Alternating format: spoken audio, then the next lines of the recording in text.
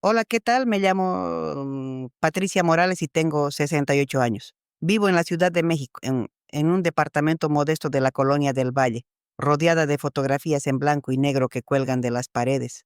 Fotografías de un tiempo que ya no existe, de un México que se fue para siempre. Hoy voy a contarles una historia que guardé en silencio durante más de 30 años. Una historia sobre ilusiones rotas, sobre lo que realmente pasa detrás de las cámaras y sobre el precio que pagué por estar demasiado cerca de la magia. Si alguna vez idolatraron a alguien, si alguna vez creyeron que sus héroes eran perfectos, tal vez encuentren algo de su propia desilusión en la mía. Soy jubilada de Televisa.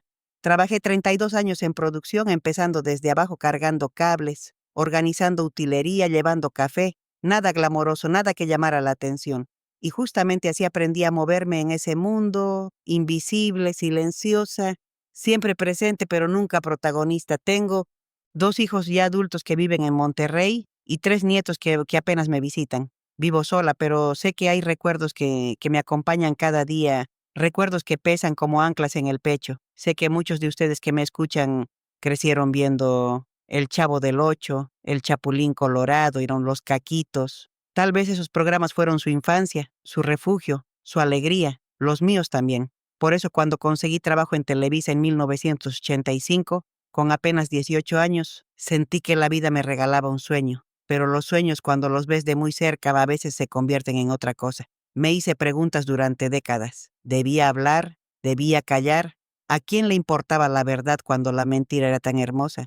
Y recién ahora, después de la muerte de casi todos los involucrados, me siento lista para contar. Déjenme llevarlas de regreso a ese año, 1985. Yo tenía 18 años recién cumplidos y vivía con mi mamá, doña Elena, y mi hermano menor, Julio, en un departamento pequeño de la colonia Narvarte. Mi papá había muerto 3 años antes de un infarto. Era taxista y el estrés se lo llevó a los 52. Mi mamá trabajaba como costurera en un taller ganando una miseria. Julio tenía 14 años y estudiaba la secundaria. Yo había terminado la prepa en eso hacía 6 meses, pero no teníamos dinero para la universidad. Necesitaba trabajar urgentemente. Una prima lejana que trabajaba en el área de limpieza de Televisa me consiguió una entrevista para el puesto de asistente de producción. El sueldo era bajo, pero estaba en Televisa. Era el sueño de cualquier chica de mi edad. Recuerdo perfectamente el día de la entrevista. Era un martes de marzo, soleado y frío. Llegué a las instalaciones de Televisa Chapultepec con una hora de anticipación, tan nerviosa que las manos me sudaban. El edificio me pareció inmenso, majestuoso, como un templo de la televisión mexicana. Me entrevistó un hombre de unos 45 años, gerente de producción, que me hizo preguntas básicas. ¿Podía trabajar horarios irregulares? ¿Me importaba hacer tareas variadas y sin quejarme? ¿Sabía guardar secretos? Esa última pregunta me pareció extraña, pero respondí que sí a todo. Me contrataron. Empecé una semana después. Los primeros meses fueron de pura adaptación. Llegaba a las 7 de la mañana y a veces salía a las 11 de la noche. Cargaba equipos, organizaba vestuarios, limpiaba sets, corría de un lado a otro cumpliendo órdenes. Era agotador, pero estaba en Televisa, caminando por los mismos pasillos donde se grababan los programas que había visto toda mi vida. Fue en junio de ese año cuando me asignaron al equipo de Chespirito. Mi supervisor me llamó a su oficina y me dijo que necesitaban apoyo adicional en producción para ese programa. Me advirtió que el ritmo era intenso, que el señor Gómez Bolaños era muy exigente con los detalles, que el equipo tenía sus propias dinámicas y que yo debía ser profesional, discreta y jamás involucrarme en chismes. Acepté sin pensarlo 2 veces. Mi corazón latía tan fuerte el primer día que reporté al set de Chespirito que pensé que todos podían escucharlo. Iba a trabajar con Roberto Gómez Bolaños, con Ramón Valdés, con Carlos Villagrán, con Florinda Mesa, con María Antonieta de las Nieves, con Rubén Aguirre. Eran mis héroes de la infancia, las voces que me habían acompañado desde que tenía memoria. Cuando llegué al estudio ese primer día, el ensayo ya había comenzado. Me quedé en la entrada, paralizada, viendo cómo don Ramón discutía con el profesor Girafales, cómo Kiko lloraba, cómo el chavo se escondía en su barril. Era surreal, era mágico, era como entrar a un universo paralelo donde la ficción y la realidad se mezclaban. Una mujer de unos 50 años, la coordinadora de producción del programa, se acercó y me indicó que la siguiera. Me explicó mis funciones rápidamente. Yo estaría a cargo de organizar la utilería del día, asegurarme de que los actores tuvieran todo lo necesario en sus camerinos, coordinar los llamados, llevar mensajes entre producción y el equipo artístico. Nada complicado en teoría, pero en la práctica significaba estar en todas partes al mismo tiempo. Los primeros días fueron de observación silenciosa. Me movía por el set como un fantasma, cumpliendo mis tareas sin molestar, y mientras trabajaba observaba. Observaba cómo interactuaban entre ellos cuando las cámaras no grababan, cómo cambiaban sus expresiones, cómo la risa se apagaba apenas el director gritaba «corten». Roberto Gómez Bolaños, a quien todos llamaban señor Gómez Bolaños o simplemente señor, era diferente a lo que había imaginado. En pantalla era el chavo torpe y adorable, o el chapulín colorado heroico y simpático. En persona era serio, concentrado, obsesivo con cada detalle. Revisaba cada escena múltiples veces, corregía diálogos, ajustaba movimientos. Era un perfeccionista absoluto. Está Florinda Mesa, quien interpretaba a Doña Florinda y también escribía varios sketches, siempre estaba cerca de él, muy cerca, demasiado cerca, considerando que ambos estaban casados con otras personas en ese entonces. Pero yo era nueva, inexperta, ingenua. Pensé que solo era compañerismo profesional. Ramón Valdés, don Ramón, era cálido fuera de cámaras, pero también cansado. Se notaba en sus ojos, en la forma en que se sentaba entre tomas, en cómo suspiraba cuando creía que nadie lo veía. Tenía una gentileza genuina con el equipo técnico, siempre saludaba, siempre agradecía. Carlos Villagrán Kiko era el más ruidoso del grupo, bromista, extrovertido, siempre haciendo reír a todos. Pero había algo en su forma de mirar al señor Gómez Bolaños, algo que no era admiración pura. Había tensión, aunque yo todavía no entendía por qué. María Antonieta de las Nieves, la Chilindrina, era pequeña en estatura pero enorme en presencia. Tenía un carácter fuerte, hablaba directo, no se dejaba de nadie. Y también noté desde el principio que miraba a Florinda con algo que no era exactamente amistad. Rubén Aguirre, el profesor Girafales, era el más reservado. Cumplía su trabajo con profesionalismo, pero mantenía distancia emocional. Llegaba, hacía su papel impecablemente y se iba. Pocas palabras, ningún drama visible. Así pasaron mis primeras semanas. Yo cumplía mis funciones con dedicación, tratando de ser útil sin estorbar, aprendiendo los ritmos del programa, memorizando quién necesitaba qué y cuándo. Me estaba ganando la confianza del equipo, pero entonces llegó un viernes de agosto, un día caluroso y pesado cuando escuché la primera conversación que no debía escuchar. Estaba organizando utilería en el cuarto de almacenamiento que quedaba justo al lado del camerino principal del señor Gómez Bolaños. Las paredes eran delgadas, y si había silencio en mi lado podía escuchar todo lo que pasaba del otro. Esa tarde, después de la grabación, escuché voces elevadas. Eran el señor Gómez Bolaños y Carlos Villagrán. No gritaban, pero el tono era tenso, duro. Carlos decía algo sobre sentirse subutilizado, sobre querer más protagonismo, sobre que Kiko merecía sketches propios. El señor respondía con voz controlada pero fría, que el programa tenía una estructura específica, que él escribía pensando en el equilibrio del elenco, que Carlos debía confiar en su criterio artístico. Luego Carlos dijo algo que me heló. Mencionó que tal vez era tiempo de buscar otros proyectos, que otras televisoras estaban interesadas en él, que no dependía completamente de Chespirito para su carrera. El silencio que siguió fue tenso, pesado. Luego escuché la voz del señor, más baja, más peligrosa. Le recordó a Carlos que su personaje existía gracias a él, que sin sus libretos Kiko no sería nada, que pensara muy bien antes de tomar decisiones impulsivas porque en el medio televisivo tenía memoria. Yo estaba paralizada del otro lado de la pared, conteniendo la respiración, rogando que no salieran y me encontraran ahí. La conversación terminó abruptamente. Escuché pasos, una puerta cerrándose con fuerza. Me quedé ahí varios minutos más procesando lo que había escuchado. Mis héroes de la infancia no eran una familia feliz. Había conflictos, tensiones, ambiciones enfrentadas. Y yo acababa de descubrir que la magia en pantalla tenía un costo muy alto fuera de ella. Esa noche volví a casa en silencio, mirando por la ventana del pecero sin ver realmente nada. Mi mamá me preguntó cómo me había ido y le dije que bien, que todo normal, pero por dentro algo había cambiado, había cruzado una línea invisible, había visto detrás de la cortina y ya nada sería igual. Las semanas que siguieron a esa conversación entre el señor Gómez Bolaños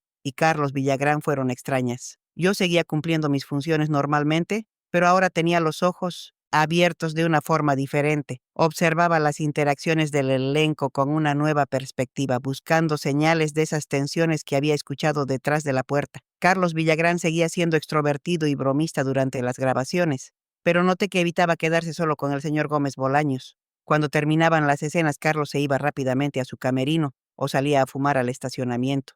Ya no se quedaba conversando con el grupo como antes. El ambiente en el set era profesional en apariencia, pero había una corriente subterránea de incomodidad que yo empezaba a percibir.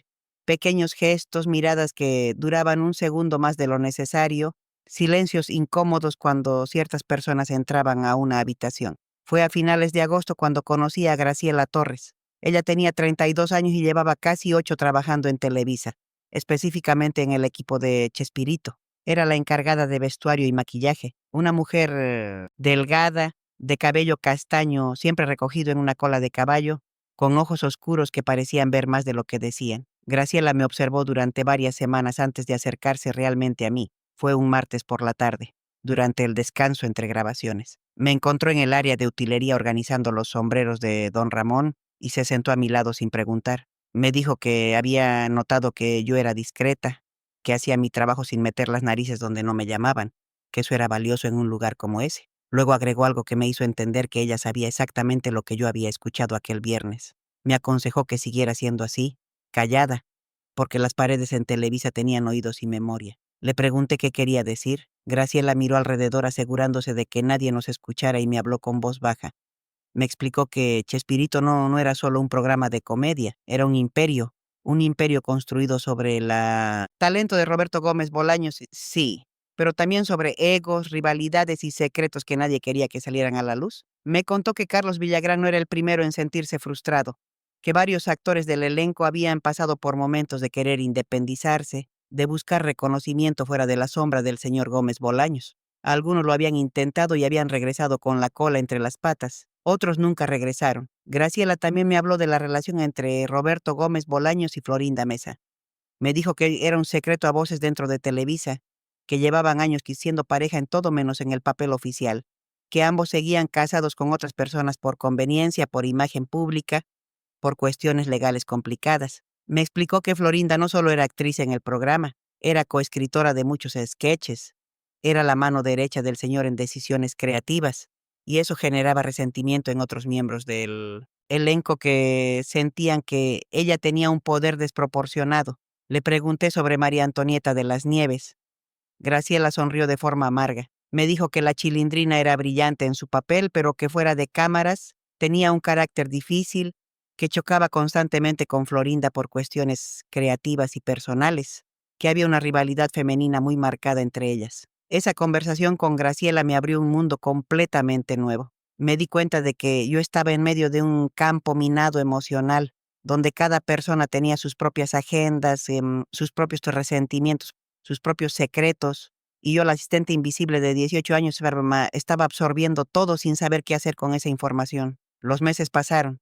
Llegó septiembre, octubre, noviembre. Yo seguía trabajando, aprendiendo, observando. Me hice indispensable en las pequeñas cosas. Sabía exactamente qué actor necesitaba té con miel antes de grabar, quién prefería estar solo antes. De salir a de escena, quién necesitaba que le recordaran sus diálogos 3 veces. Ramón Valdés me tomó cariño especial. A veces durante los descansos me pedía que me sentara con él y me contaba historias de sus años en la radio, de cuando el señor Gómez Bolaños apenas estaba comenzando, de cómo habían construido juntos esos personajes que ahora eran parte de la cultura mexicana. Había nostalgia en su voz cuando hablaba, pero también había cansancio. Una tarde me dijo algo que se me quedó grabado. Me explicó que la fama era una amante celosa, que te daba todo y te quitaba todo al mismo tiempo, que él amaba a don Ramón, pero a veces sentía que don Ramón lo había devorado a él, que ya no sabía dónde terminaba el personaje y dónde comenzaba Ramón Valdés. Le pregunté si se arrepentía de algo. Me miró con esos ojos cansados y me dijo que no se arrepentía del éxito, pero sí del precio que había pagado. Familia que apenas veía, hijos que crecieron sin él, matrimonios fracasados, salud deteriorada por el estrés y los excesos. Me aconsejó que si algún día yo tenía la oportunidad de elegir entre la fama y la paz, eligiera la paz. Fue en diciembre, justo antes de las vacaciones de fin de año, cuando presencié algo que me marcó profundamente. Era viernes por la noche, casi las 10. La mayoría del equipo ya se había ido.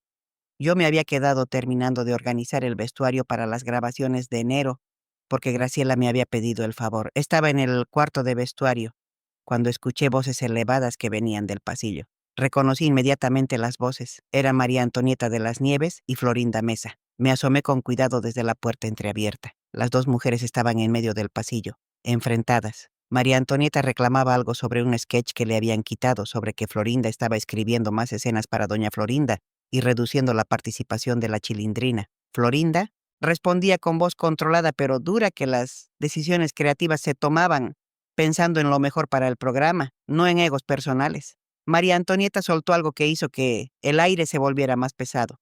Dijo que todos sabían que Florinda tomaba esas decisiones no por talento, sino por estar acostándose con el jefe, que el programa se estaba convirtiendo en un vehículo para inflar su ego y su carrera a costa de los demás. El silencio que siguió fue terrible. Florinda se acercó a María Antonieta hasta quedar a centímetros de su cara. Con voz muy baja, muy fría, le dijo que tuviera cuidado, que ella había estado en este medio muchos años antes de que llegara, que sabía exactamente cómo funcionaban las cosas y que si María Antonieta quería guerra la tendría, pero que no llorara después cuando perdiera. María Antonieta se rió, pero era una risa sin humor. Le respondió que no le tenía miedo, que la Chilindrina era tan importante para el programa como cualquier otro personaje, que el público la amaba y eso era lo que realmente importaba, no las maniobras políticas de nadie. Florinda dio un paso atrás, compuso su expresión y con una sonrisa que no llegaba a sus ojos, le deseó felices fiestas a María Antonieta. Luego se dio la vuelta y se fue caminando por el pasillo con pasos firmes, decididos. María Antonieta se quedó ahí parada unos segundos más, respirando profundo, con los puños cerrados. Luego también se fue en dirección contraria. Yo me quedé escondida en el cuarto de vestuario con el corazón latiéndome a 1000 por hora. Acababa de presenciar una guerra abierta entre dos de las actrices más importantes del programa. Y entendí algo fundamental. Esto no era un conflicto nuevo. Era algo que llevaba años cocinándose, alimentándose de resentimientos acumulados, de celos profesionales y personales. Esa noche llegué a casa más tarde de lo normal. Mi mamá ya estaba dormida, pero había dejado comida tapada en la estufa. Calenté los frijoles y me senté sola en la mesa de la cocina, pensando en todo lo que había visto y escuchado en esos meses. Me di cuenta de que había sido ingenua. Había entrado a Televisa pensando que trabajaría en la creación de magia, de alegría, de entretenimiento puro. Y sí, eso existía cuando las cámaras grababan, cuando los actores se transformaban en sus personajes, cuando la risa era real aunque fuera actuada. Pero detrás de eso había un mundo completamente diferente, un mundo de ambiciones enfrentadas, de egos lastimados, de relaciones rotas, de secretos guardados con candado. Y yo estaba justo en medio, invisible pero presente, absorbiendo todo como una esponja. Graciela me había advertido que las paredes tenían memoria, pero nadie me había advertido que yo también me convertiría en una pared, en un repositorio de secretos que no sabía si algún día podría o debería contar. El año 1985 terminó. Llegó 1986 y yo seguía ahí, trabajando, observando, guardando silencio, pero algo dentro de mí había cambiado para siempre. Ya no veía el programa con los ojos de una fanática, lo veía con los ojos de alguien que conocía el precio real de cada risa grabada. El año 1986 comenzó con cambios que yo no esperaba. En enero me ascendieron a asistente personal de producción para el programa completo de Chespirito. Ya no solo organizaba utilería, ahora coordinaba horarios de grabación, gestionaba los llamados del elenco, servía de enlace entre el señor Gómez Bolaños y el equipo técnico. Era más responsabilidad, mejor sueldo, pero también significaba estar aún más cerca de todo. Mi nuevo puesto me daba acceso a información privilegiada. Sabía qué sketches se grabarían cada semana, qué actores tenían más escenas, quién estaba pidiendo cambios en los guiones, y con ese acceso vino la confirmación de algo que ya sospechaba. Carlos Villagrán estaba preparando su salida. Fue Graciela quien me lo confirmó. En febrero. Me contó que Carlos había estado en negociaciones secretas con otra televisora, que quería llevar el personaje de Kiko a un programa propio, que estaba convencido de que podía tener éxito independiente sin necesidad del universo de Chespirito. El problema, me explicó Graciela, era que Roberto Gómez Bolaños era dueño de todos los personajes. Kiko no le pertenecía a Carlos, le pertenecía al señor. Y si Carlos se iba, no podría llevarse el personaje. Tendría que crear algo nuevo desde cero. Las grabaciones de esos meses tenían una tensión palpable. Carlos seguía interpretando a Kiko con profesionalismo impecable, pero en los descansos se aislaba. Ya no bromeaba con el equipo, ya no participaba en las pláticas informales. Llegaba, cumplía y se iba. El señor Gómez Bolaños también había cambiado.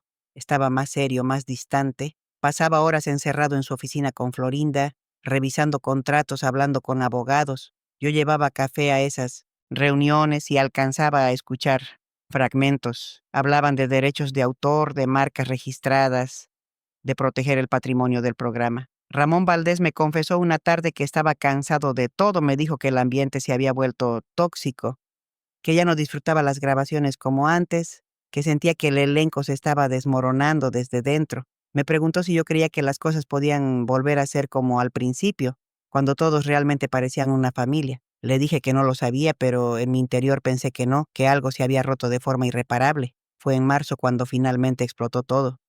Un lunes por la mañana, el señor Gómez Bolaños convocó a una junta urgente con todo el elenco principal. Yo no estaba invitada formalmente, pero mi trabajo era asegurarme de que todo estuviera listo. Así que permanecí fuera de la sala de juntas, organizando documentos. Escuché todo a través de la puerta. Carlos Villagrán anunció formalmente que abandonaba el programa. Dijo que era una decisión personal y profesional, que agradecía los años trabajados, pero que necesitaba explorar otros horizontes, desarrollar su propia carrera. El señor Gómez Bolaños respondió con voz controlada pero helada. Le recordó que Kiko era su creación, que Carlos no tenía derechos sobre el personaje, que si se iba lo haría sin nada, solo con su nombre y su talento, pero sin Kiko. Carlos respondió que lo entendía perfectamente, que no intentaría usar el personaje, que crearía algo nuevo. Luego agregó algo que hizo que el silencio cayera como plomo en la sala. Dijo que había aprendido mucho trabajando con el señor, incluyendo que el talento sin libertad se convierte en prisión. Hubo murmullos. Alguien intentó mediar, creo que era Rubén Aguirre, pero el daño estaba hecho. La ruptura era oficial y era fea. Carlos Villagrán se fue de Televisa esa misma semana. No hubo despedida formal, no hubo fiesta de despedida, no hubo abrazos emotivos. Simplemente un día él ya no estaba, su camerino quedó vacío y su nombre desapareció de los créditos. Las grabaciones continuaron sin Kiko. El señor Gómez Bolaños reescribió sketches, ajustó dinámicas, introdujo otros personajes secundarios para llenar el vacío. Pero se notaba, el programa había perdido una pieza fundamental y todos lo sabíamos. Lo que más me impactó fue la forma en que el resto del elenco reaccionó. Nadie hablaba de Carlos. Era como si nunca hubiera existido, habían borrado su presencia de forma deliberada, casi quirúrgica. Cuando algún técnico mencionaba su nombre por accidente, los actores cambiaban de tema inmediatamente. María Antonieta de las Nieves parecía satisfecha con la salida de Carlos. Graciela me contó que ella y Carlos nunca se habían llevado bien, que había competencia entre ellos por protagonismo. Ahora que Kiko no estaba, la Chilindrina tendría más espacio. Florinda Mesa se consolidó aún más como la figura central junto al señor. Sus sketches como Doña Florinda aumentaron. Su participación en la escritura era cada vez más evidente, y la tensión con María Antonieta creció proporcionalmente. Fue en abril cuando Ramón Valdés me buscó después de una grabación particularmente tensa. Me pidió que camináramos juntos al estacionamiento. Durante el trayecto me confesó algo que me rompió el corazón. Me dijo que él también estaba considerando irse, que amaba a don Ramón, que ese personaje había sido lo mejor de su carrera, pero que ya no soportaba el ambiente, que las peleas constantes, las rivalidades, el control excesivo del señor sobre cada aspecto del programa lo estaban agotando física y emocionalmente. Le pregunté si realmente lo haría. Me miró con esos ojos cansados, que ya conocía tan bien, y me dijo que probablemente sí, que solo estaba esperando el momento adecuado, que no quería causar más daño del necesario, pero que necesitaba paz antes de que fuera demasiado tarde. Intenté convencerlo de que se quedara, de que el programa lo necesitaba, que don Ramón era insustituible. Él sonrió con tristeza y me dijo algo que nunca olvidaré. Me explicó que en la televisión nadie es insustituible, que el programa seguiría con o sin él, que Roberto Gómez Bolaños era un genio, que encontraría la forma de continuar sin importar quién se fuera. Luego agregó que yo era muy joven todavía, que tenía toda la vida por delante, que no cometiera el error de sacrificar mi felicidad por un trabajo, por muy especial que pareciera, que las luces de los estudios de televisión brillaban mucho pero también quemaban. Esa conversación me dejó devastada. Ramón Valdés era mi favorito del elenco, el más amable, el más genuino. La idea de que él también se fuera me parecía insoportable. Las semanas siguientes fueron tensas. Los rumores de la salida de Ramón empezaron a circular en Televisa. Algunos decían que ya había firmado con otra televisora. Otros decían que se iba a retirar completamente. Nadie sabía la verdad con certeza. El señor Gómez Bolaños se volvió más autoritario. Controlaba cada detalle de las grabaciones con mano de hierro. Regañaba al equipo técnico por errores mínimos. Reescribía escenas completas minutos antes de grabar. El estrés era palpable en todos. Florinda intentaba mediar entre el señor y el equipo, pero su presencia constante a su lado generaba más resentimiento. María Antonieta hacía comentarios sarcásticos que Florinda ignoraba con dificultad.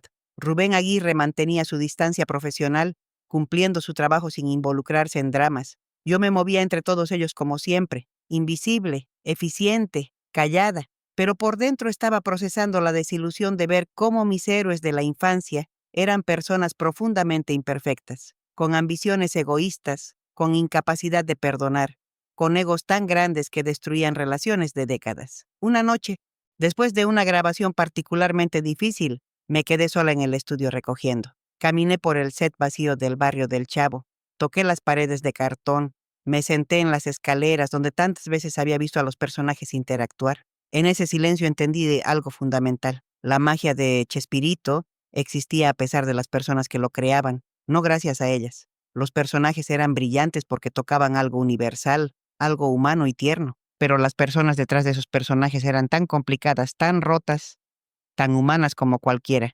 Y yo que había entrado a ese mundo creyendo que encontraría un paraíso creativo, estaba descubriendo que era solo otro trabajo más, con las mismas mezquindades, las mismas traiciones, los mismos conflictos de poder que en cualquier otra empresa. Salí del estudio esa noche con el corazón pesado, en el camino a casa, en el metro, rodeada de gente que probablemente veía El Chavo del Ocho cada semana, y se reía con genuina alegría.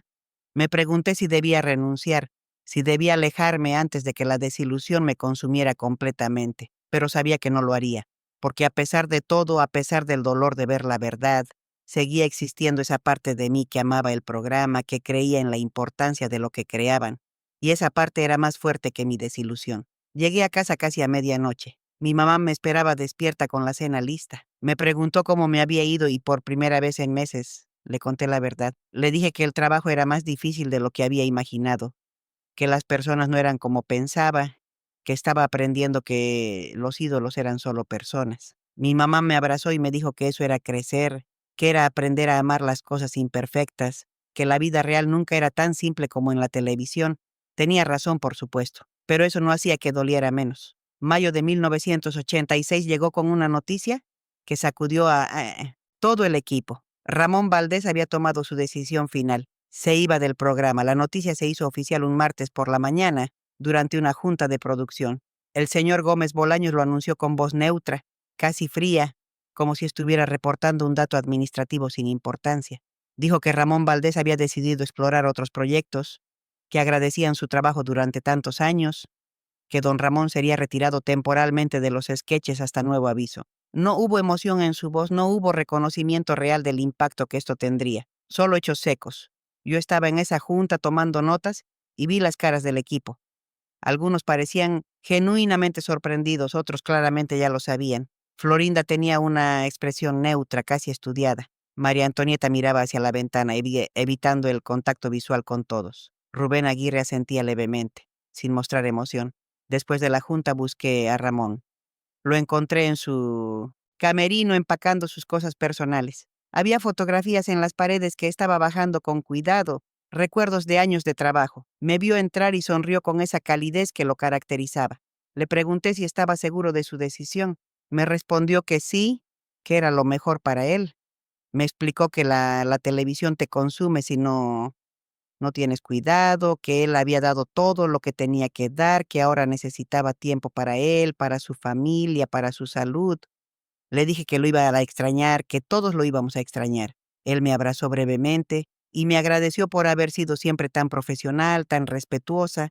Me dijo que yo tenía futuro en este medio si aprendía a poner límites, a no dejar que el trabajo me definiera completamente. Ramón Valdés se fue de Televisa una semana después. Hubo una pequeña despedida informal con el equipo técnico, pero el elenco principal no asistió. Ni el señor Gómez Bolaños ni Florinda estuvieron presentes. Esa ausencia decía más que 1000 palabras. Las grabaciones continuaron sin don Ramón. El señor reescribió todos los sketches del Chavo, eliminando el personaje por completo. Introdujo otros personajes secundarios, modificó dinámicas, pero el vacío era obvio. Don Ramón había sido el corazón del barrio del Chavo y ahora ese corazón ya no estaba. El ambiente en el set empeoró considerablemente. Con Carlos y Ramón fuera, las tensiones que antes se distribuían entre varios frentes ahora se concentraron principalmente entre Florinda y María Antonieta. Las dos mujeres se toleraban profesionalmente, pero se odiaban personalmente. Graciela me contó que la rivalidad venía de años atrás, de cuando ambas competían por papeles, de cuando María Antonieta había sido la favorita del público infantil y Florinda sentía que no recibía el mismo reconocimiento. Ahora que Florinda tenía poder real como coescritora y pareja del señor, estaba cobrando todas esas cuentas antiguas. Los sketches de la Chilindrina empezaron a reducirse sutilmente, no de forma obvia, pero sí notable. Doña Florinda tenía más escenas, más diálogos importantes, más protagonismo. María Antonieta lo notó y sus quejas se volvieron más frecuentes y más abiertas. Presencié varias discusiones entre ellas durante junio y julio. Una particularmente fea ocurrió un viernes después de la grabación. María Antonieta confrontó a Florinda directamente, acusándola de estar manipulando los guiones para beneficiarse a sí misma y perjudicar a los demás. Florinda respondió con esa voz controlada que ya conocía, explicando que las decisiones creativas se tomaban pensando en el programa completo, no en vanidades personales. María Antonieta le gritó que era mentira, que todo el mundo sabía que Florinda solo pensaba en Florinda. La pelea escaló hasta que el señor Gómez Bolaños salió de su oficina y las separó. Les ordenó a ambas que se comportaran profesionalmente o habría consecuencias. Luego se llevó a Florinda de regreso a su oficina, dejando a María Antonieta sola en el pasillo, con los puños cerrados y lágrimas de rabia en los ojos. Yo me había escondido en el cuarto de utilería durante toda la escena, pero vi todo a través de la rendija de la puerta. Cuando María Antonieta se fue, salí y encontré a Graciela en el pasillo. Me miró y negó con la cabeza. Me dijo que esto no podía terminar bien, que cuando los egos chocan con tanta fuerza algo tiene que romperse. Tenía razón. En agosto María Antonieta también anunció su salida. Fue menos dramático que las salidas anteriores, pero igual de definitivo. Dijo que necesitaba explorar otros proyectos, que la Chilindrina merecía tener sus propias aventuras fuera del universo de Chespirito. Como con Carlos, el problema legal era el mismo. La Chilindrina no le pertenecía a María Antonieta, le pertenecía al señor Gómez Bolaños. Ella podría irse, pero no podría llevarse el personaje. Tendría que crear algo nuevo o usar su nombre real para otros proyectos. Su salida dejó al programa en una situación crítica. En menos de 6 meses habían perdido 3 de los personajes más queridos, Kiko, Don Ramón y la Chilindrina. El barrio del Chavo estaba desmantelado casi por completo. El señor Gómez Bolaños reaccionó haciendo cambios drásticos en el formato del programa. Empezó a darle más peso a El Chapulín Colorado y otros sketches donde él era el protagonista absoluto. Introdujo nuevos personajes interpretados por actores menos conocidos, más jóvenes, más manejables. Florinda consolidó su posición como la figura femenina principal del programa. Ya no era solo una actriz más, era la coprotagonista indiscutible, la mano derecha del señor en todo. Y con ese poder vino más resentimiento del resto del equipo. Rubén Aguirre seguía siendo el profesional impecable de siempre, pero incluso él empezó a mostrar señales de cansancio. Un día me confesó que extrañaba los primeros años, cuando todo era más simple, cuando realmente parecían un equipo unido por amor al trabajo. Le pregunté si él también pensaba irse. Me respondió que lo había considerado, pero que a diferencia de los demás, él no tenía ambiciones de protagonismo. Estaba cómodo siendo parte del elenco, interpretando su papel, cobrando su sueldo. No necesitaba ser estrella. Los meses que siguieron fueron de reconstrucción forzada. El programa continuaba siendo exitoso en ratings, el público seguía viendo cada episodio, pero internamente todos sabíamos que algo fundamental se había perdido. La química original, esa magia que hacía que los personajes se sintieran como una familia real, ya no existía. Yo cumplí 19 años en septiembre de ese año. Mi mamá hizo una pequeña celebración en casa con mi hermano y algunos vecinos. Durante la fiesta, uno de los invitados me preguntó cómo era trabajar con los actores de Chespirito, si eran tan divertidos en persona como en la televisión. Le sonreí y dije que sí, que eran muy profesionales y talentosos. Mentí porque la verdad era demasiado complicada, demasiado desilusionante. La verdad era que mis héroes de la infancia habían resultado ser personas normales con problemas normales multiplicados por la fama y el ego. Graciela y yo nos hicimos más cercanas durante esos meses. Ella se convirtió en mi confidente, la única persona con quien podía hablar honestamente sobre lo que veíamos cada día. Me explicó que esto era normal en la televisión, que todos los programas exitosos eventualmente colapsaban por las mismas razones: dinero, ego, poder. Me contó historias de otros programas que había visto desmoronarse desde dentro, de elencos que terminaban odiándose, de amistades destruidas por ambición. Me advirtió que nunca me enamorara del brillo, que siempre recordara que esto era solo un trabajo. Fue en octubre cuando presencié algo que me hizo entender la verdadera naturaleza de la relación entre el señor Gómez Bolaños y Florinda Mesa. Estaba en la oficina del señor dejando documentos cuando escuché que él le decía a Florinda que ella era lo único real en su vida, que todo lo demás era performance. Florinda respondió que ella sentía lo mismo, que llevaban años construyendo algo juntos, no solo profesionalmente, sino personalmente, que ya era tiempo de hacer oficial lo que todos sabían. Entendí en ese momento que su relación no era un secreto sucio como algunos sugerían, era genuina, complicada por las circunstancias, pero real. Dos personas que se habían encontrado en medio del caos y se habían aferrado la una a la otra. Eso no justificaba cómo Florinda usaba su posición para favorecer su carrera sobre la de otros, pero al menos humanizaba la situación. No era solo ambición fría, era también amor y lealtad entre ellos dos contra el mundo. Noviembre llegó con más cambios. El formato del programa se reestructuró completamente. Ya no era el Chavo del Ocho como lo conocíamos. Era Chespirito con diferentes sketches rotando, algunos con personajes nuevos, otros rescatando personajes antiguos menos conocidos. El público todavía veía el programa, pero los números empezaban a bajar lentamente. Las cartas que llegaban a Televisa preguntaban por Kiko, por Don Ramón, por la Chilindrina. La gente quería de regreso a los personajes originales, pero eso nunca pasaría. Las heridas eran demasiado profundas, los puentes estaban quemados. Roberto Gómez Bolaños había elegido mantener control total sobre su creación, y ese control había costado perder a sus colaboradores más importantes. En diciembre, durante la cena de fin de año del equipo, vi al señor Gómez Bolaños sentado en la mesa principal con Florinda a su lado. Se veían cansados, envejecidos más allá de sus años. Habían ganado la batalla por el control del programa, pero habían perdido la guerra por mantener unida a la familia artística que lo había hecho grande. Brindamos por un año exitoso, por los ratings que seguían siendo buenos, por el futuro del programa.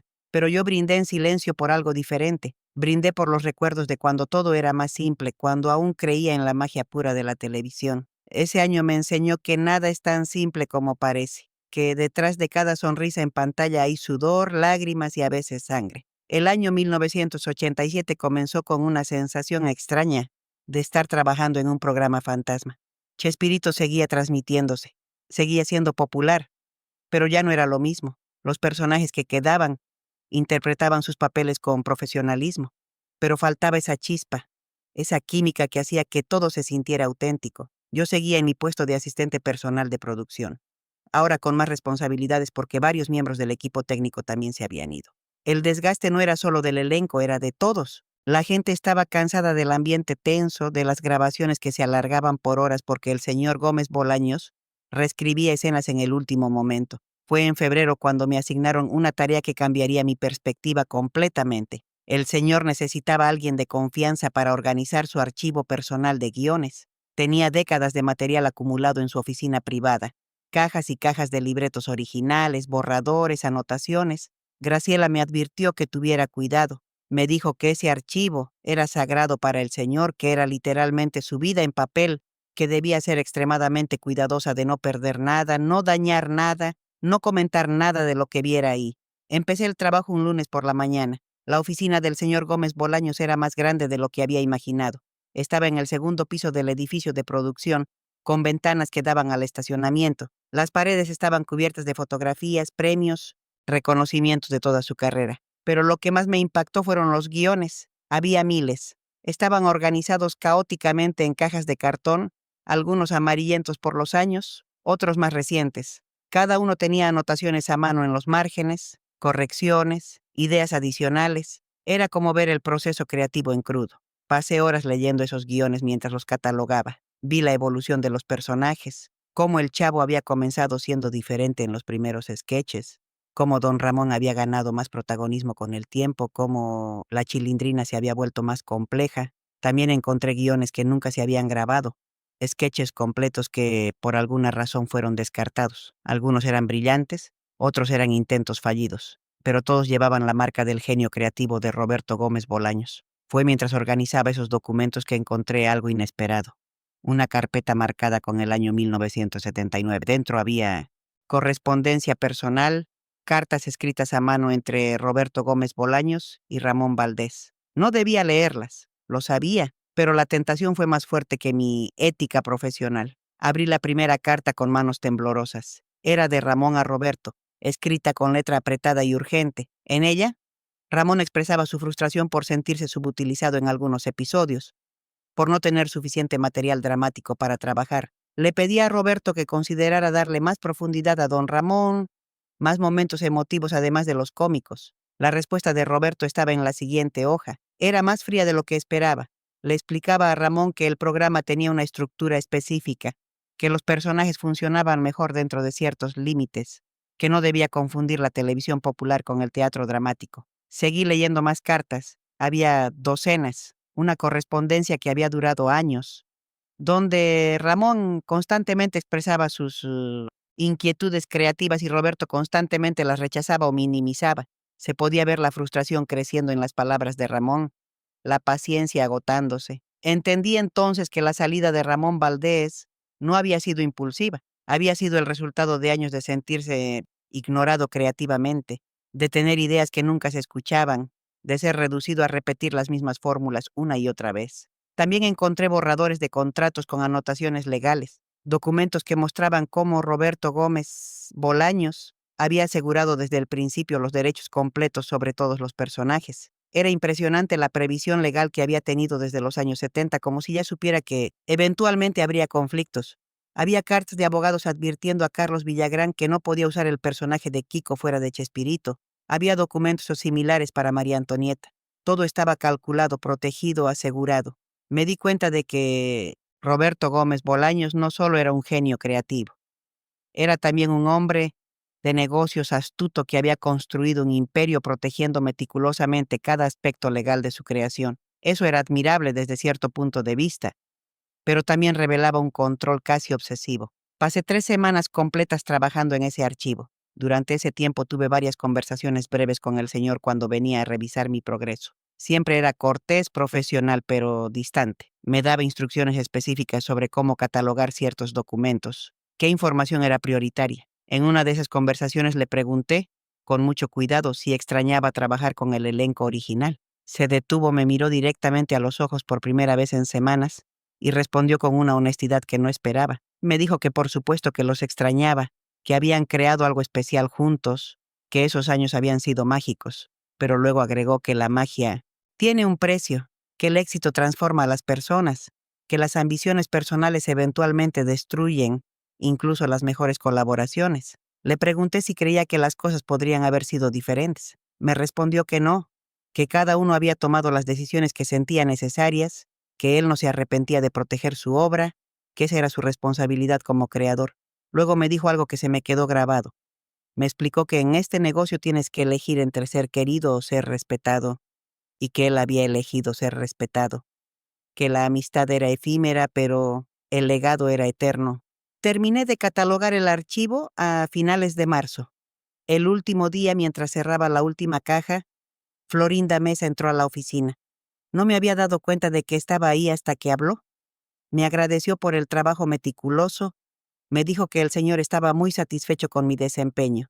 Luego se sentó en el escritorio y me preguntó directamente si había leído cosas que no debía. Me paralicé. Ella sonrió levemente y me dijo que no me preocupara, que era natural la curiosidad, que todos los que me habían trabajado en ese archivo habían hecho lo mismo. Me preguntó qué había aprendido. Le respondí con honestidad que había aprendido que las relaciones profesionales son complicadas, que el talento no garantiza la armonía, que proteger tu creación a veces significa perder a las personas que ayudaron a construirla. Florinda sintió. Me dijo que yo era más lista de lo que aparentaba, que esa era una buena cualidad en este medio. Luego agregó algo que me sorprendió. Me explicó que ella entendía por qué algunos del elenco se habían ido con resentimiento, pero que desde su perspectiva ellos habían elegido sus egos sobre el trabajo. Le pregunté si no sentía culpa por cómo habían terminado las cosas. Me miró con esos ojos fríos y calculadores que ya conocía.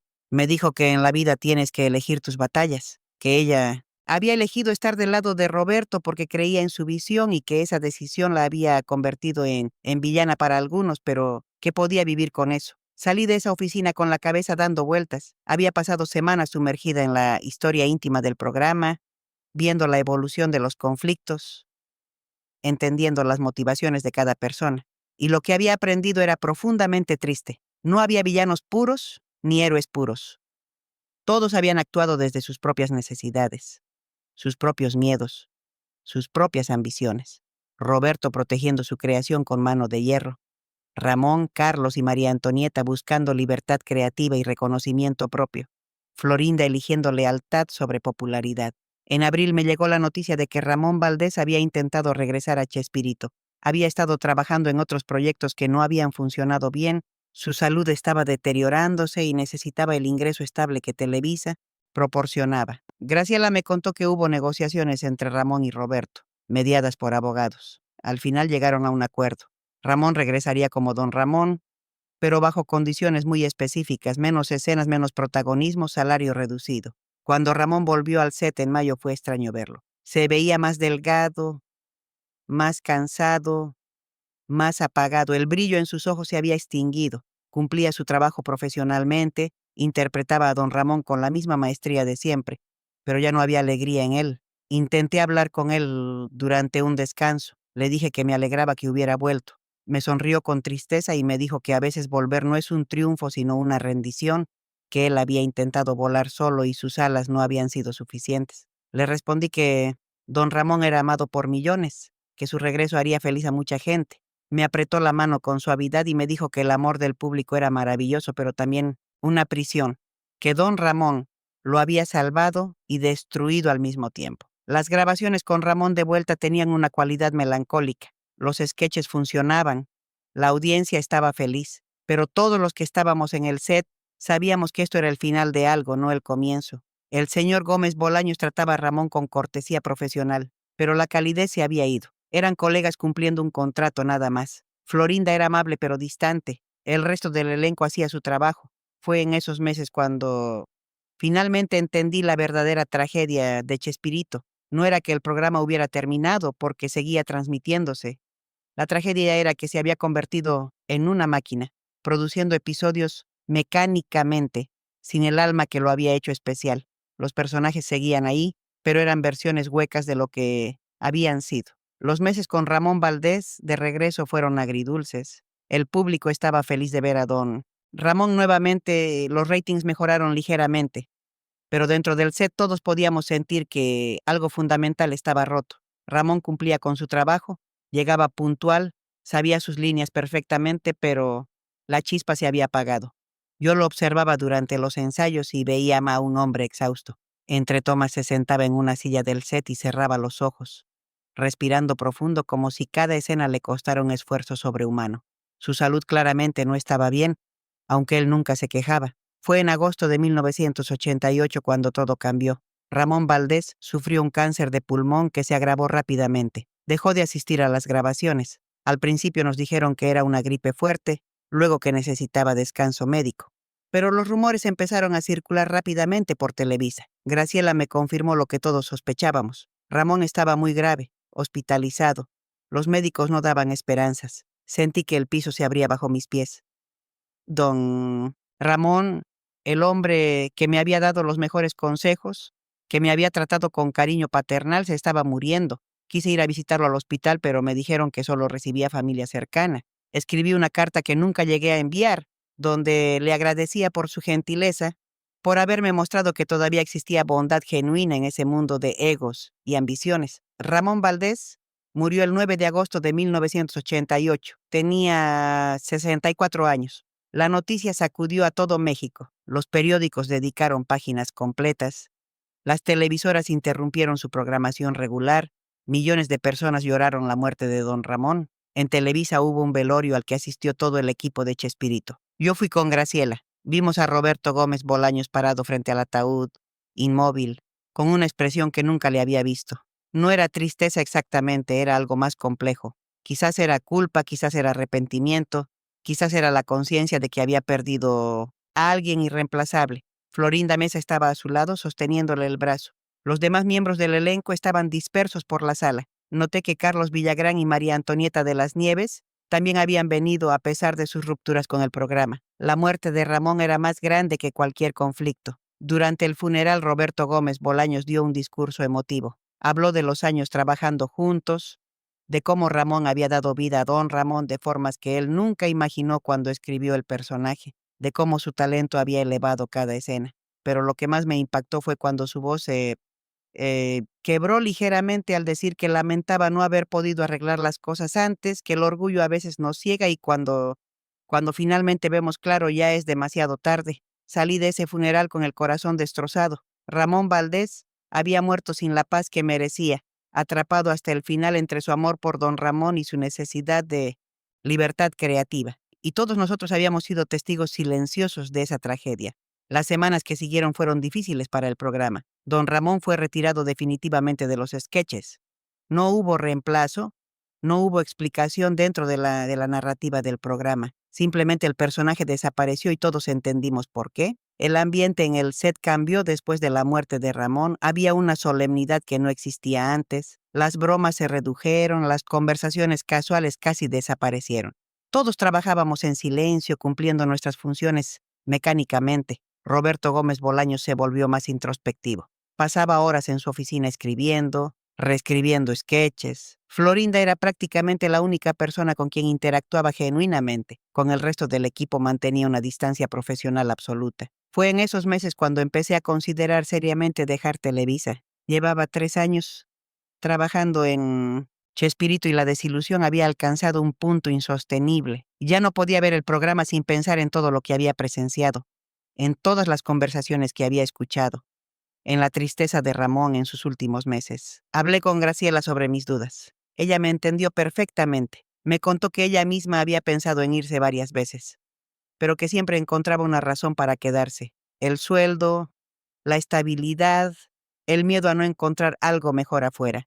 Me preguntó qué haría si renunciaba. Le dije que no sabía, que tal vez buscaría trabajo en otra área de producción, lejos de los programas de comedia, algo con menos drama personal. Graciela sonrió con tristeza y me dijo que el drama personal existía en todos lados, que la televisión no tenía el monopolio de los egos y los conflictos. Fue en noviembre cuando sucedió algo que me hizo entender que necesitaba irme. Hubo una reunión de producción para discutir el futuro del programa. Y ratings habían bajado considerablemente, la competencia estaba produciendo programas nuevos más modernos y Televisa estaba presionando para hacer cambios significativos. Roberto Gómez Bolaños se negó rotundamente a modificar su fórmula. Argumentó que Chespirito tenía una identidad específica, que los cambios radicales destruirían lo que había construido durante décadas. Los ejecutivos de Televisa insistieron que necesitaban evolucionar o arriesgarse a la cancelación.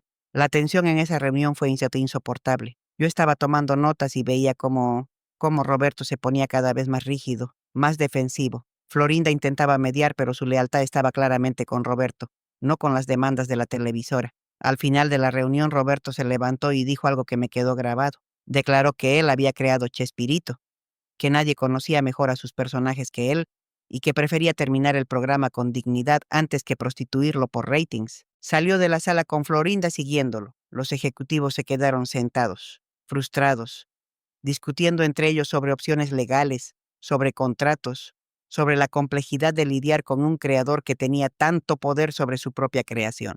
Esa noche de camino a casa en el metro tomé mi decisión. Renunciaría a principios de 1989. Llevaba 3 años viendo cómo mis héroes de la infancia se destruían mutuamente, cómo la ambición y el ego erosionaban algo que había sido hermoso. No quería seguir siendo testigo de esa decadencia. Diciembre llegó con las grabaciones de los especiales navideños. Había una tristeza palpable en esos episodios. Los actores hacían su mejor esfuerzo por proyectar alegría, pero se notaba forzado. El set decorado con luces navideñas parecía un esfuerzo desesperado por recuperar algo de magia. Fue durante esas grabaciones cuando Tuve mi última conversación significativa con Roberto Gómez Bolaños. Me encontré con él en el pasillo tarde una noche. Estaba solo mirando las fotografías en las paredes, imágenes de los primeros años del programa donde todos sonreían genuinamente. Me vio y me llamó.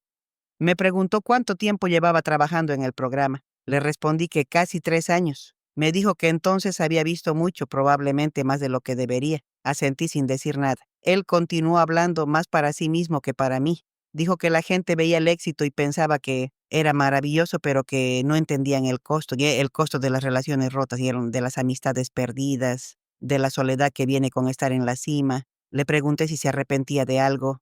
Me miró directamente y respondió que se arrepentía de muchas cosas, pero no de haber protegido su obra, que esa había sido su responsabilidad, su deber como creador, aunque eso significara perder personas en el camino. Luego me preguntó qué pensaba hacer con mi vida. Le dije que estaba considerando buscar otros horizontes, que había aprendido mucho, pero que sentía que era tiempo de seguir adelante. Me miró con algo parecido a la comprensión y me dijo que eso era una decisión sabia, que la gente joven no debería quedarse atrapada en los sueños moribundos de otros. Esa fue la última vez que hablé realmente con él. Presenté mi renuncia formal en enero de 1989. Mi supervisor intentó convencerme de quedarme. Me ofreció un pequeño aumento de sueldo, pero mi decisión ya estaba tomada. Mi último día en Televisa fue un viernes frío de febrero. Recogí mis pocas pertenencias personales de mi escritorio. Graciela me ayudó a empacar y me abrazó largo rato. Me hizo prometer que mantendríamos contacto, aunque ambas sabíamos que probablemente no lo haríamos. Caminé por el set vacío del barril del Chavo una última vez. Toqué las paredes de cartón, me senté en las escaleras donde tantas veces había visto grabarse escenas. El silencio era absoluto. Entendí en ese momento que estaba diciendo adiós no solo a un trabajo, sino a una ilusión. La ilusión de que la magia era real, de que mis héroes eran perfectos. Había aprendido que la magia requiere trabajo duro, conflicto, sacrificio, y que los héroes son solo personas tratando de sobrevivir. Dejé Televisa en febrero de 1989 con una mezcla de alivio y vacío. Los primeros meses fueron de adaptación difícil. Había estado tan inmersa en el mundo de Chespirito que salir de ahí se sentía como despertar de un sueño largo y complicado. La realidad afuera era más simple, más gris, pero también más honesta. Conseguí trabajo en una productora independiente que hacía comerciales y videos corporativos. El ambiente era completamente diferente. No había egos inflados, no había dramas épicos, no había secretos oscuros, solo gente haciendo su trabajo, cobrando su sueldo, yéndose a casa. Era refrescantemente normal. Mi mamá notó el cambio en mí. Me dijo que me veía más tranquila, menos tensa. Le expliqué que el trabajo anterior había sido más estresante de lo que aparentaba, que estar rodeada de tanta presión creativa había sido agotador. No le conté los detalles, nunca lo hice. Graciela y yo mantuvimos contacto durante algunos meses. Nos veíamos ocasionalmente para tomar café y ella me actualizaba sobre lo que pasaba en Chespirito. Me contó que el programa seguía transmitiéndose, pero que el ambiente era cada vez más tenso, que los ejecutivos de Televisa estaban perdiendo paciencia con Roberto Gómez Bolaños. Fue a través de Graciela que me enteré de que Chespirito finalmente había terminado su producción de episodios nuevos en 1995. El programa siguió transmitiéndose en repeticiones, pero ya no se grababan sketches nuevos. Era el final de una era. Me contó que Roberto Gómez Bolaños y Florinda Mesa finalmente se habían casado en 2004, décadas después de haber comenzado su relación. Ambos ya habían enviudado de sus parejas anteriores. Era como si finalmente hubieran podido vivir su amor abiertamente, sin esconderse. Los años 90 y 2000 pasaron.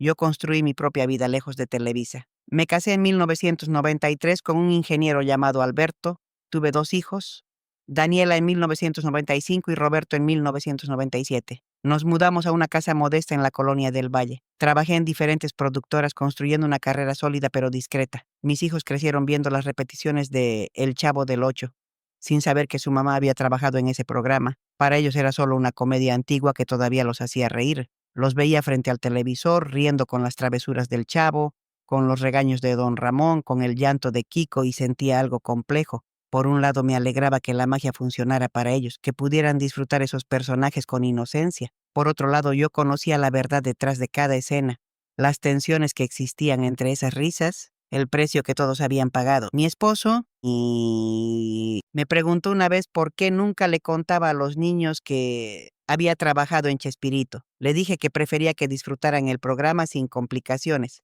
sin conocer los secretos detrás de la cortina. Él lo entendió, aunque nunca supo realmente qué secretos guardaba yo. Fue en 2011 cuando Graciela me llamó después de años sin hablar. Su voz sonaba diferente, más vieja, más cansada. Me contó que había dejado Televisa finalmente, que se había jubilado después de más de 30 años en la empresa. Quedamos de vernos. Nos encontramos en el mismo café donde solíamos reunirnos décadas atrás. Graciela había envejecido considerablemente. Tenía el cabello completamente blanco, arrugas profundas alrededor de los ojos. Pero su mirada seguía siendo la misma, aguda, que veía más de lo que decía. Pasamos horas hablando, recordando aquellos años. Me contó que Roberto Gómez Bolaños ya no estaba bien de salud, que tenía problemas respiratorios severos, que prácticamente no salía de su casa. Florinda lo cuidaba con dedicación absoluta.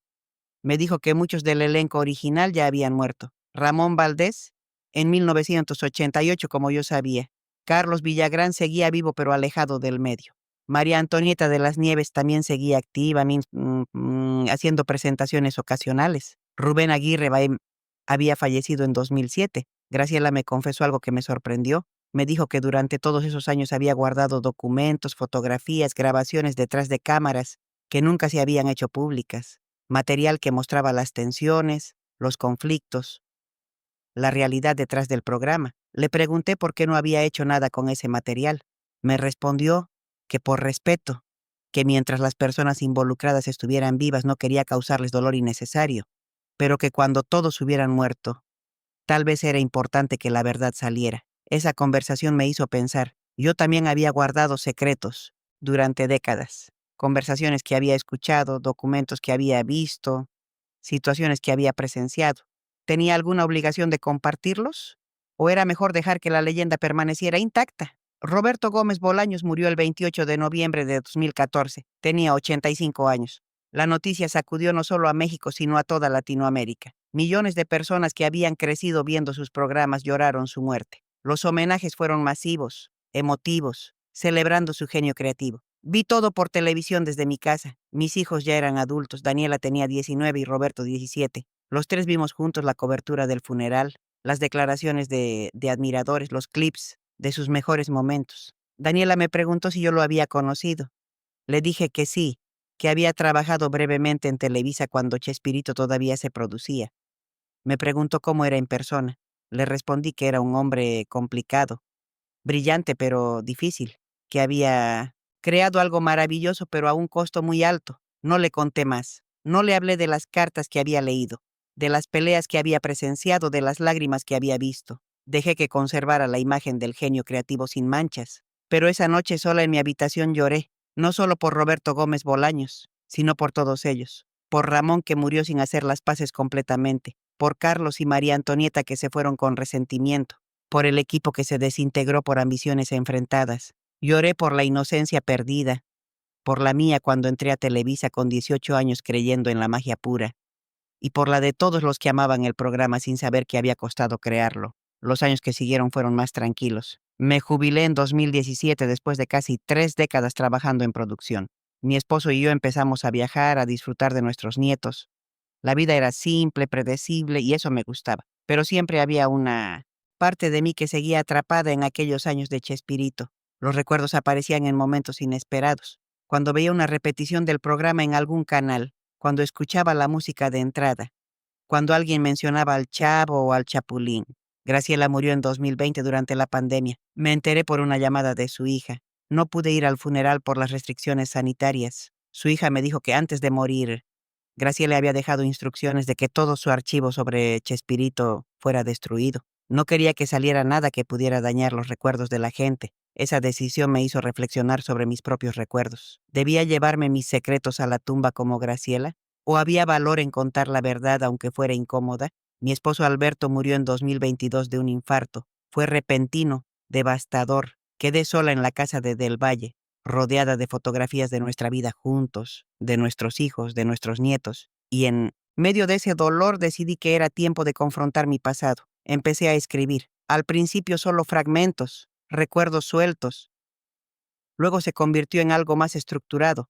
Toda la historia de mis años en Chespirito, todo lo que había visto, todo lo que había guardado en silencio. Mis hijos encontraron mis escritos un día cuando vinieron a visitarme. Daniela los leyó y me preguntó por qué nunca nos había contado nada de esto. Le expliqué que había querido protegerlos, proteger la magia del programa para ellos, pero que ahora que todos los involucrados principales habían muerto, sentía que podía finalmente hablar. Roberto, mi hijo, me preguntó si no me sentía culpable de revelar secretos. Le respondí que sí, que me sentía culpable, pero que también sentía que la verdad tenía su propio valor, que la gente tenía derecho a conocer que sus héroes eran humanos. Daniela me abrazó y me dijo que entendía que mi historia ya era importante porque mostraba que detrás de toda creación artística hay personas imperfectas luchando. Después de que mis hijos descubrieron mis escritos, algo cambió en mi forma de ver todo aquello. Durante décadas había cargado esos recuerdos, como un peso secreto, como algo que no podía compartir.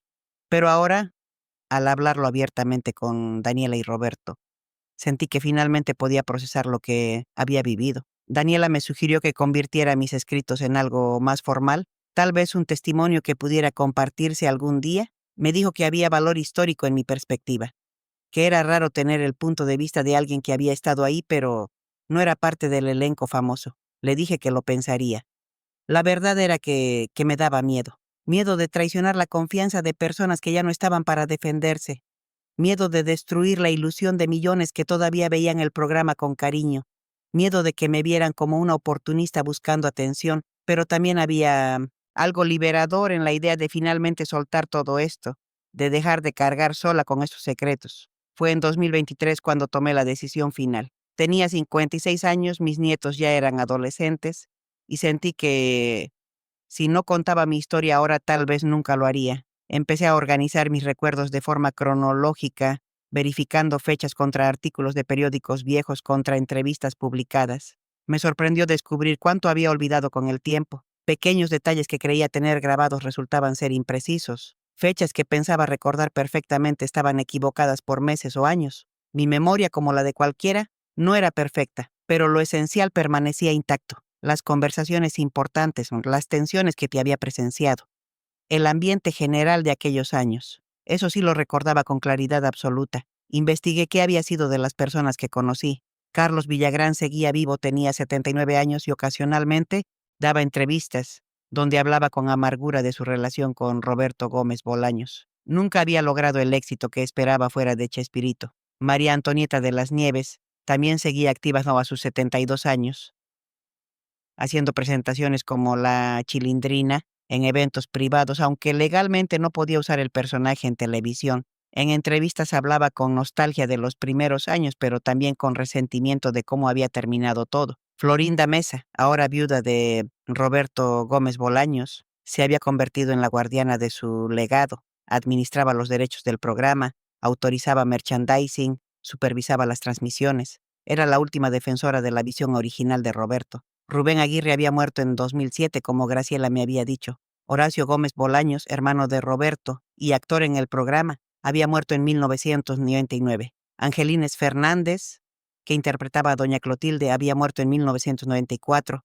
Edgar Vivar, que interpretaba al señor Barriga y Ñoño, seguía vivo y era el único del elenco original que hablaba bien de todos. Era extraño ver cómo el tiempo había dispersado a estas personas que una vez habían sido como una familia disfuncional, algunos muertos, otros alejados, otros aferrados al pasado. Decidí enfocar mi historia no en destruir reputaciones, sino en humanizar a todos. Quería mostrar que no había villanos absolutos, que todos habían actuado desde sus propias heridas, sus propios miedos y sus propias necesidades. Roberto Gómez Bolaños no era un tirano cruel, era un creador obsesionado con proteger su obra. Ramón Valdés no era un traidor, era un artista buscando libertad creativa. Carlos y María Antonieta no eran ambiciosos egoístas, eran actores que querían reconocimiento propio.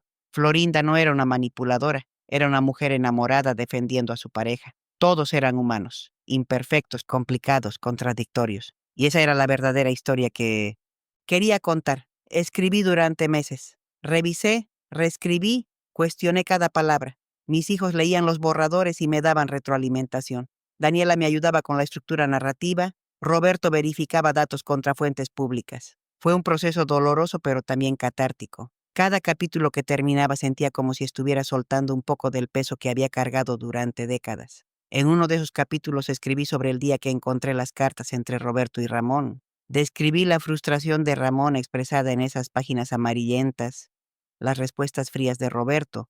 Sentí que estaba traicionando una confianza al revelar eso, pero también sentí que era importante mostrar que los conflictos no habían sido repentinos, sino acumulativos. En otro capítulo escribí sobre la pelea entre Florinda y María Antonieta que presencié en el pasillo. Las palabras duras, las acusaciones, la tensión. Me pregunté si debía incluir eso, si era demasiado personal, demasiado invasivo. Al final lo dejé porque mostraba la realidad de trabajar en un ambiente de alta presión.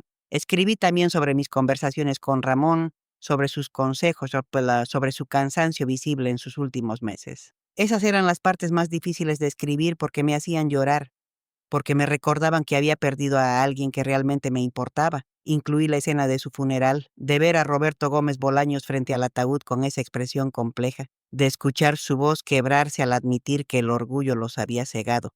Esa imagen me había perseguido durante décadas. También escribí sobre mi propia transformación, de la chica ingenua de 18 años que entró a Televisa con estrellas en los ojos, a la mujer de 21 que salió desilusionada pero más sabia, de cómo ese trabajo me había enseñado que la magia tiene un precio, que nada es tan puro como parece en la superficie. Mientras escribía, a veces veía repeticiones del programa en la televisión. Mis nietos las veían y se reían, y yo me sentaba con ellos observando con ojos completamente diferentes a los que tenía cuando era niña. Veía una escena del Chavo escondiéndose en su barril y recordaba estar en ese set, viendo a Roberto Gómez Bolaños, ajustar cada detalle obsesivamente. Veía a don Ramón regañando al Chavo y recordaba a Ramón Valdés sentado entre tomas, con los ojos cerrados, agotado. Veía a Kiko llorando y recordaba las tensiones entre Carlos Villagrán y el señor. Veía a la Chilindrina haciendo travesuras y recordaba a María Antonieta peleando con Florinda en el pasillo.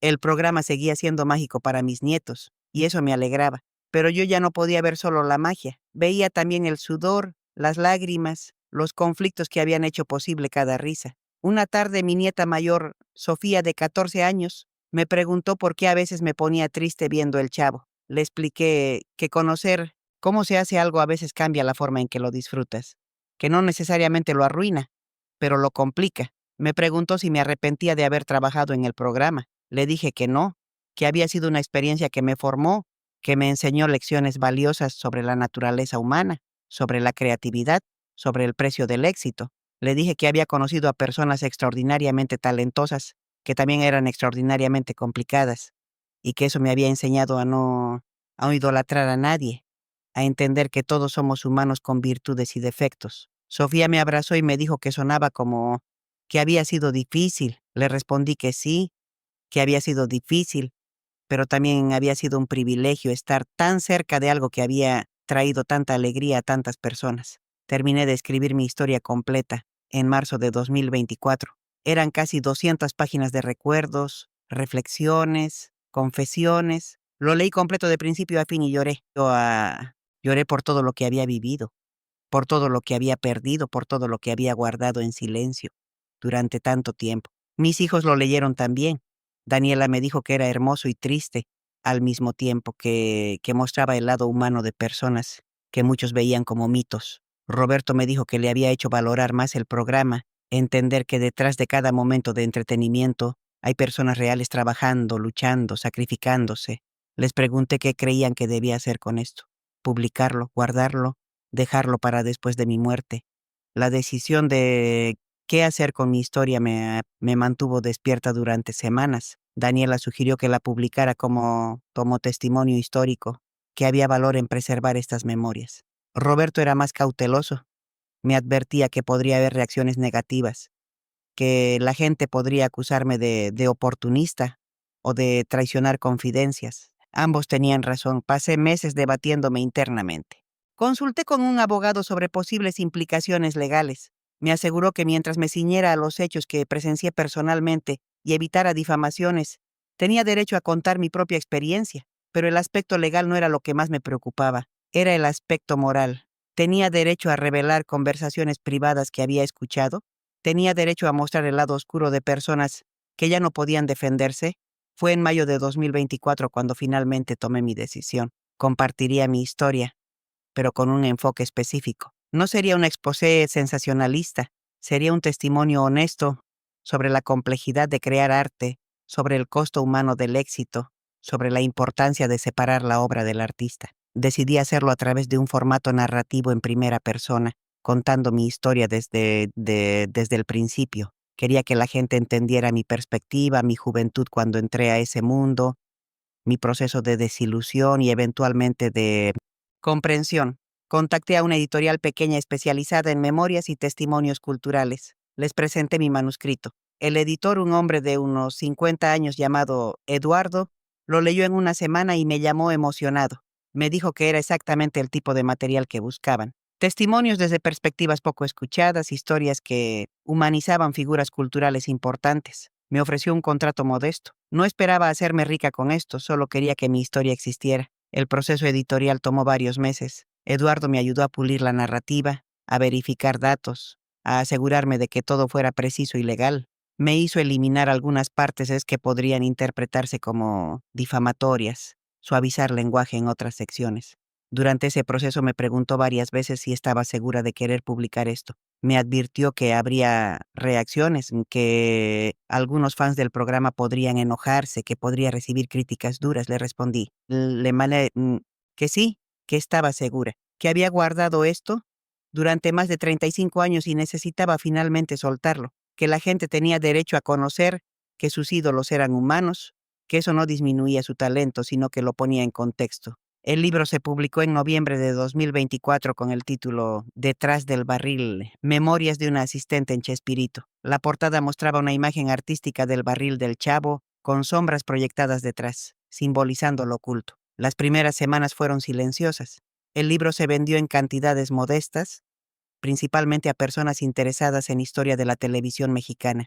Hubo algunas reseñas en blogs culturales, la mayoría positivas, destacando la honestidad del relato. Pero entonces, en diciembre, un periodista de un medio importante encontró el libro y escribió un artículo extenso sobre él. El artículo se volvió viral. De repente, mi testimonio estaba siendo discutido en redes sociales, en programas de radio, en columnas de opinión. Las reacciones fueron exactamente lo que Eduardo había predicho, divididas y apasionadas. Algunos elogiaban mi valentía al contar la verdad, mi honestidad al mostrar la complejidad detrás del programa. Otros me acusaban de traicionar confidencias, de manchar el legado de Roberto Gómez Bolaños, de buscar atención. Florinda Mesa Poitier, a través de su cuenta oficial, publicó un mensaje breve. Decía que lamentaba que alguien que trabajó en el programa decidiera enfocarse en aspectos negativos en lugar de celebrar el talento y la dedicación de Roberto. No me mencionó por nombre, pero era obvio a quién se refería. Carlos Villagrán, en cambio, dio una entrevista donde dijo que mi relato confirmaba muchas cosas que él había experimentado, que la visión de control absoluto de Roberto Gómez Bolaños había sido real y había destruido relaciones. María Antonieta de las Nieves no hizo declaraciones públicas, pero una fuente cercana a ella me contactó diciendo que había leído el libro y que se sentía validada, que finalmente alguien contaba su versión de los conflictos con Florinda. Los ataques en redes sociales fueron duros. Me llamaron traidora, oportunista, resentida. Decían que estaba usando la fama de personas muertas para vender un libro. Algunos amenazaron con demandarme, aunque legalmente no tenían bases. Pero también hubo apoyo. Gente que entendía lo que intentaba hacer, que valoraba la honestidad, que agradecía que alguien mostrara que detrás de la magia había personas reales luchando con problemas reales. Historiadores de televisión me contactaron queriendo hacer entrevistas. Universidades me invitaron a dar charlas sobre mi experiencia. De repente, a los 57 años me encontré en el centro de una conversación cultural sobre idolatría, legados artísticos y verdad histórica. Una tarde recibí una llamada que no esperaba. Era Edgar Vivar, el único del elenco original que todavía trabajaba activamente y que siempre había hablado bien de todos. Me dijo que había leído mi libro completo. Me preparé para sus críticas, pero en lugar de eso me agradeció. Me dijo que mi relato era justo, que mostraba la complejidad sin caer en sensacionalismo, que era importante que existiera esta perspectiva porque la historia completa siempre es más rica que las versiones simplificadas. Me explicó que él había vivido muchas de esas tensiones que yo describía, que había visto las mismas peleas, los mismos conflictos, pero que había elegido mantenerse al margen, hacer su trabajo sin involucrarse en dramas. Le pregunté si creía que había hecho mal en publicar esto. Me respondió que no, que cada persona tiene derecho a contar su propia historia, que mientras fuera honesta y no maliciosa, tenía valor. Esa conversación me dio paz. Si Edgar Vivar, quien había estado ahí y conocía la verdad, validaba mi relato, entonces sabía que había hecho lo correcto. En enero de 2025 me invitaron a un programa de televisión para hablar del libro. Acepté con nervios. Era la primera vez que aparecería públicamente hablando de esto. La entrevista duró casi una hora. El conductor me hizo preguntas difíciles. ¿No sentía que estaba traicionando a gente que ya no podía defenderse? ¿No estaba destruyendo la magia del programa para millones de fans? Le respondí con honestidad. Expliqué que no buscaba destruir nada, que el programa seguía siendo brillante, que el talento de todos los involucrados era innegable, pero que era importante entender que detrás de esa brillantez había personas complejas, que eso no disminuía su trabajo, sino que lo hacía más humano. Le dije que mi objetivo era mostrar que podemos amar una obra sin idolatrar a sus creadores, que podemos apreciar el arte mientras entendemos que los artistas son imperfectos. Después de esa entrevista, las ventas del libro se dispararon. De repente estaba en listas de más vendidos. Editoriales en otros países latinoamericanos querían traducirlo. Era surreal. Mis nietos vieron la entrevista. Sofía me abrazó y me dijo que estaba orgullosa de mí, que había sido valiente al contar mi verdad. Su hermano menor, Mateo, de 11 años, me preguntó si todavía me gustaba el Chavo. Le respondí que sí, que todavía me gustaba, pero de forma diferente, que ahora cuando lo veía apreciaba no solo la comedia, sino también el trabajo, el esfuerzo, la complejidad humana detrás de cada escena. En febrero recibí una carta anónima. Estaba escrita a mano en papel simple. La persona que la escribió decía haber trabajado también en Televisa en esos años, en un departamento diferente, pero había presenciado cosas similares. Me agradecía por haber tenido el valor de hablar, porque durante décadas se había sentido sola cargando esos recuerdos. Decía que mi libro le había dado permiso para procesar su propia experiencia, para entender que no estaba loca por sentir esa mezcla de amor y desilusión hacia el medio televisivo. Esa carta me hizo llorar. Me di cuenta de que mi historia no era solo mía, era representativa de tantas personas que trabajan en las sombras de la industria del entretenimiento, que ven la verdad detrás del brillo y tienen que vivir con esa contradicción. Han pasado varios meses desde que publiqué mi libro. Estoy sentada ahora en mi pequeño departamento de la colonia del Valle, mirando por la ventana mientras el sol de la tarde baña la ciudad. Tengo 68 años. Soy viuda, abuela, y finalmente he hecho las paces con mi pasado. El impacto del libro eventualmente se calmó. Pasó de ser noticia a ser simplemente parte del archivo cultural sobre Chespirito. Algunas personas lo leen, algunas lo critican, algunas lo aprecian, y eso está bien. No esperaba cambiar el mundo, solo necesitaba contar mi verdad. He recibido cientos de mensajes desde la publicación, algunos de fans enojados que sienten que arruiné su programa favorito. Siempre respondo lo mismo. El programa sigue siendo el mismo, las risas siguen siendo genuinas, el talento sigue siendo innegable. Lo único que hice fue agregar contexto, mostrar la humanidad detrás de la pantalla. Otros mensajes son de agradecimiento, de gente que trabajó en televisión y se sintió validada al leer mi experiencia, de personas que habían idolatrado a figuras públicas y mi libro les ayudó a entender que está bien amar la obra sin idealizar al artista. Hubo un mensaje particularmente emotivo de una mujer que dijo que había trabajado como asistente de otro programa famoso en los años 90. Me contó que había vivido experiencias similares de desilusión, de ver a sus héroes comportarse de formas decepcionantes. Me agradeció por mostrarle que no estaba sola en esa experiencia. Esos mensajes me confirman que hice lo correcto. No escribí el libro para destruir reputaciones, sino para compartir una verdad más completa sobre cómo se crea el entretenimiento, sobre el costo humano de la fama. Hace unas semanas mi nieta Sofía me pidió que viéramos juntas algunos episodios de El Chavo del Ocho. Acepté. Nos sentamos en el sillón con palomitas y vimos 3 episodios seguidos. Sofía se reía con ganas. Yo también me reí, genuinamente, y me di cuenta de algo importante. Conocer la verdad detrás de algo no necesariamente destruye su belleza. Puede complicarla, puede agregarle capas, pero no tiene que arruinarla. Vi esos episodios con nuevos ojos. Ya no los veía solo como testimonio de conflictos y egos.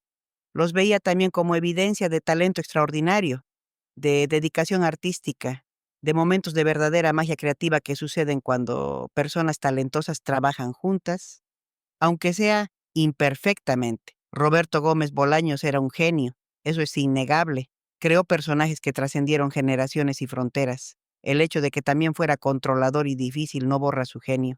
Ambas cosas pueden ser verdad simultáneamente. Ramón Valdés dio vida a don Ramón de formas que nadie más podría haber hecho. El hecho de que también estuviera frustrado creativamente no disminuye su talento. Ambas cosas coexisten. Carlos Villagrán, María Antonieta de las Nieves, Florinda Mesa, Rubén Aguirre, todos eran extraordinariamente talentosos. El hecho de que también tuvieran conflictos personales y profesionales es simplemente parte de ser humano. Esa es la lección que finalmente aprendí después de casi 4 décadas.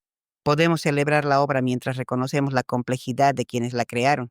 No tenemos que elegir entre idealizar completamente o despreciar completamente. Podemos sostener ambas verdades. El mes pasado visité de las instalaciones de Televisa por primera vez en más de 35 años. Me invitaron a una conferencia sobre historia de la televisión mexicana. Caminé por esos pasillos que conocía tan bien y todo era diferente. Nuevos edificios, nueva tecnología, nuevas generaciones de trabajadores. Pero pasé por el antiguo edificio donde se grababa Chespirito.